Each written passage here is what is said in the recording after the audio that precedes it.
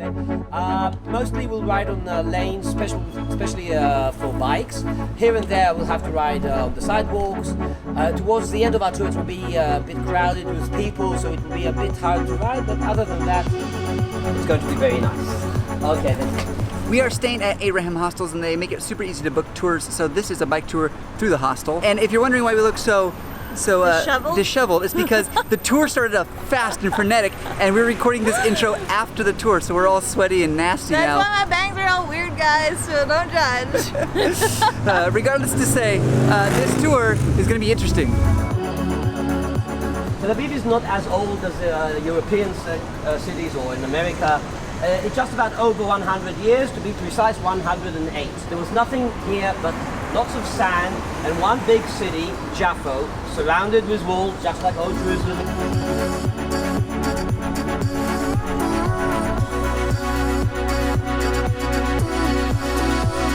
the Bauhaus style building that gave Tel Aviv its name now, and that's it. A quick question.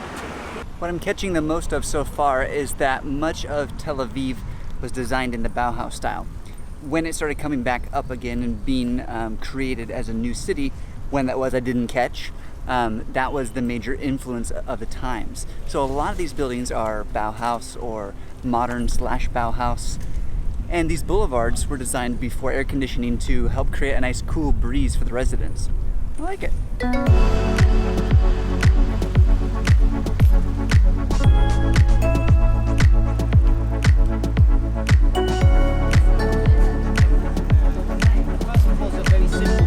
During the 50s, they built this beautiful auditorium, which is now one of the icons of Tel Aviv, considered to be a very famous building. The first concert was conducted by the famous Toscanini. Later on, they even invited Leonard Bernstein, to conduct here. The tour is fast and furious. We have already made our way down a boulevard to a auditorium, and we're just cracking on again. Lots of information, so much. I can't even begin to wrap up everything he's saying so far. We don't even have a real good overview of the city just yet. It's just like information. So I'm hopping on a bike. They've already left. I gotta go. We're at Bernstein Square. I wish I could tell you about it, but they're leaving us. Bye. Here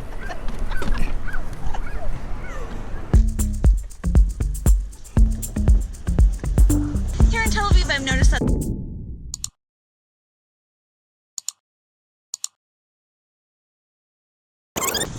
I've noticed that there are a ton of people riding like mechanical bikes and scooters, so I was curious if this tour would be that, but it's not. These are legit bikes that we're riding. It's super fun. My advice when coming on a tour like this is to wear lots of sunscreen because the sun is beating down on us. It's very hot outside. We've done this tour in the evening time, but it's still really hot, so definitely lather on that sunscreen. If you didn't see our video yesterday, I got uber sunburn at the beach, so I put lots of sunscreen on. I'll say to which. Okay? But we have book fair, an annual book fair every year here. All kinds of fairs and open markets we have here. And during his time, he finally understood that there's a chance to break the cycle of violence. This is the victory fountain. Our tour guide was telling us that when anything exciting happens, like winning the Eurovision, a ton of people will just jump into this fountain. Everybody's splashing around, celebrating. And with rocks that were brought from the Golan, an old volcano. And so this is the river that blocked Tel Aviv for so many years.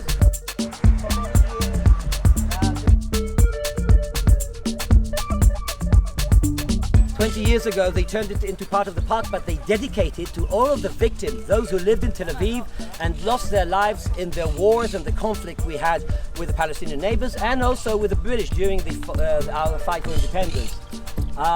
You know that Israel had many conflicts. Last November, we mentioned 70 years to the declaration of the UN declaring that there would be here a state for the Jews. Finally, after 2,000 years, someone is giving us the permission to rule our own lives in our homeland here, alongside an Arab state.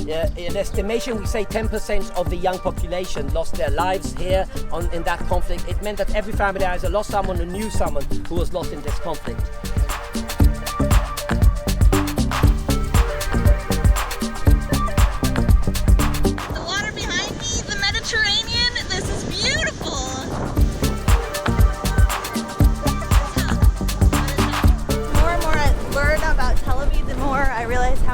city actually is.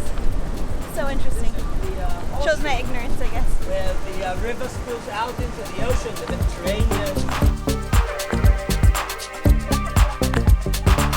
We learned previously that Tel Aviv was originally designed to be a lighthouse to the Jewish community. It was to be a symbol of Jewish nationalism to bring Jews from around the world here. And here you can see a power plant. This is an old power plant designed to look like a lighthouse, and it is the symbol of the city. Originally it was burning coal and different things. Nowadays it's just gas. But just down here is where the water vents out into the ocean that is used to cool the turbines. Pretty cool. Our tour stopped for a little break. They gave us some delicious little slush juice type things to cool down. It's been a nice little break because this is a 3-hour tour. So hot outside. But we stopped at the beach, which is probably the best place to stop for a little bit of a breeze.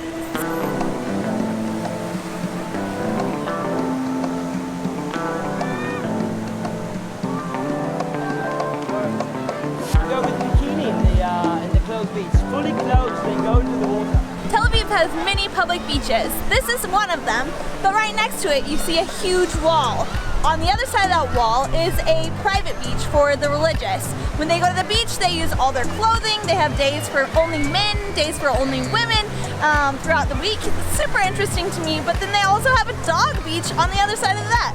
So Tel Aviv just wants to, I guess, show that they're willing to have everyone come to the city and enjoy themselves on the beaches. There's an Orthodox beach, there's a regular people beach, there's a dog beach, and there's a gay beach. Yeah, and then we went to Banana Beach, which is another beach. But so I guess, yeah. Beaches galore. They're leaving us. We gotta go.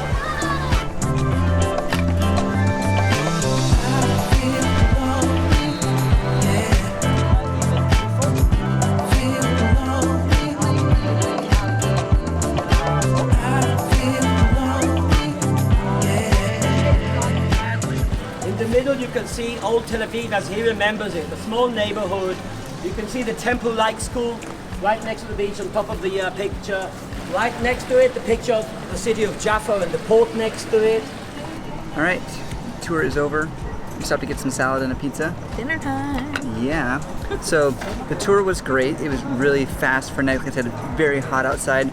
I wanted to get a better overview of Tel Aviv as a whole, but it was just like little tidbits of information everywhere. So great for a super general view of Tel Aviv, but I don't feel like I understand the history of it right now. Yeah, I don't think that he gave a lot of history. It was more like just showing us the pockets in areas. Yeah, it was like scattered information. There was definitely history in there, but it was hard for me to like put it together into a timeline because it was just like little tidbits here and there. Yeah. But still really interesting. Yeah, so takeaway, the city is absolutely beautiful. Yeah. They have tons of places where you can ride bikes and tons of bike paths and trails. Specifically the one that's down by the water reminded me so much of Santa Monica in California. Yeah, there's a whole boulevard. Today is Saturday, so it was crazy outside. So many people. But yeah, I think the more I learn about Tel Aviv, the more, like, the land is old, the city is new. And so that to me is super interesting and really cool to learn about. Yeah, and apparently there's an old city that dates back at least 4,000 years called Jaffa. Jaffa. Just over there. It's now engulfed by Tel Aviv. So it's Tel Aviv Jaffa. Yeah. There you go. We're gonna enjoy our pizza now though.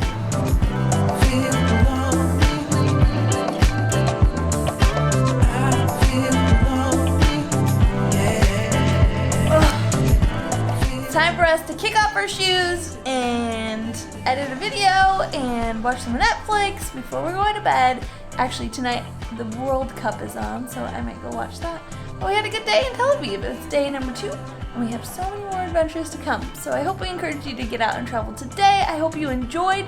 I hope that us showing you a bike tour, you'll know what to expect when you go on a bike tour, as well as maybe you want to go on one in the next city that you visit.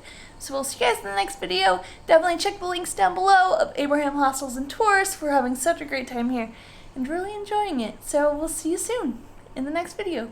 Okay, bye.